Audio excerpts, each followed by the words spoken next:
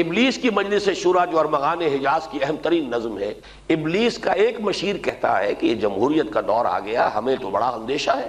دوسرا مشیر کہتا ہے تمہیں خامخواہ کی کوئی تشویش ہو گئی ہے، یہ جمہوریت تو کچھ بھی ہمارے لیے کوئی اندیشہ نہیں، کوئی خطرہ نہیں، ہم نے خود شاہی کو پہنایا ہے جمہوری لباس، جب ذرا آدم ہوا ہے خود شناس و خود نگر۔ تو نے کیا دیکھا؟ نہیں مغرب کا جمہوری نظام، چہرہ روشن اندروں چنگیز سے تاریک تر۔